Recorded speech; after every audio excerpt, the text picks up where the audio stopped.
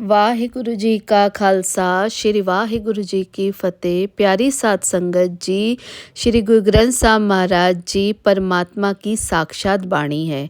ये वह जहाज है जो मनुष्य को संसार रूपी सागर से पार उतारता है। आज हम जानेंगे कि श्री गुरु महाराज जी ने अहंकार के बारे में हमें क्या चेतावनी और हुक्म दिए हैं। श्री गुरु नानक देव जी फरमाते हैं, अहंकार एक बहुत पुरानी और गहरी बीमारी है। जब तक इंसान के मन में अहंकार रहता है तब तक वह परमात्मा से दूर रहता है। गुरु साहिब कहते हैं, मैं और परमात्मा एक ही घर में नहीं रह सकते। एक बार की बात है, एक बहुत बड़ा विद्वान गुरु साहिब के पास आया जिसे अपनी पढ़ाई और ज्ञान पर बहुत घमंड था।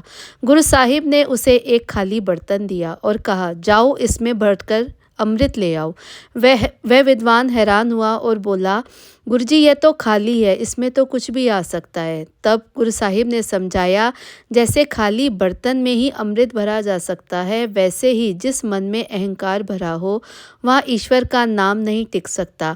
अगर तुम्हें परमात्मा को पाना है तो पहले इस अहंकार के बर्तन को खाली करना होगा। उस विद्वान को सब कुछ समझ आ गया। 10 गुरु साहिबान ने एक ही बात सिखाई है कि जो इंसान अपने आप को सबसे छोटा समझता है वही सबसे ऊंचा है। श्री गुरु अर्जुन देव जी फरमाते हैं, अहंकार की खटाई अगर भक्ति के दूध में पड़ जाए तो वह सब खराब कर देती है। गुरु जी ने अहंकार को मिटाने के लिए 2 मुख्य रास्ते बताए हैं, सेवा और सुमिरन। हम दूसरों की सेवा करते हैं तो मैं मिटती है और जब हम नाम जपते हैं तो मन निर्मल होता है। श्री गुरु ग्रंथ साहब जी की वाणी कहती है कि गुरु कृपा के बिना यह अहंकार नहीं जाता। हमारी भक्ति क्यों सफल नहीं होती? हमें इतना घमंड क्यों है? हमारी सारी मेहनत पर पानी क्यों फिर जाता है? शास्त्र कहते हैं, मुरीद यानी शिष्य का असली मतलब क्या है। जिस तरह एक मुर्दे को खुद कुछ नहीं कहता, उसे चाहे जल में बहाओ या अग्नि में जलाओ, वह शांत रहता है, वैसे ही एक सच्चे शिष्य को अपने गुरु के सामने पूरी तरह समर्पित होना चाहिए। अपनी चतुराई छोड़कर गुरु की मौज में खुश रहना असली भक्ति है। भक्ति और अहंकार कभी एक साथ नहीं रह सकते। इन दोनों में आपस में बहुत गहरी दुश्मनी है। जिस हृदय में अहंकार है वहाँ भक्ति टिक नहीं सकती। अगर कोई अहंकार में डूबा है और सोचता है कि वह बहुत बड़ी भक्ति कर रहा है तो यह उसकी सबसे बड़ी भूल है।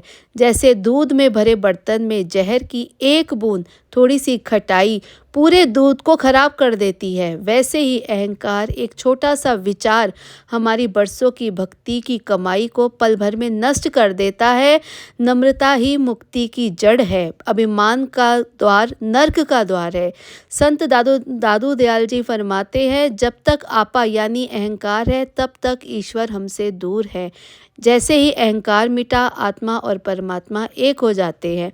प्यारी साध संगत जी, आज हम आपके सामने श्री गुरु ग्रंथ साहब महाराज जी की पावन वाणी में से शब्द लेकर आए हैं, जिससे विद्या की प्राप्ति और बुद्धि के विकास के लिए बहुत ही कृपा मिलती है। ये हमारी छोटी सी सेवा है उन बच्चों और विद्यार्थियों के लिए जिन्हें पढ़ाई में कठिनाई आती है, जो अपनी एकाग्रता बढ़ाना चाहते हैं।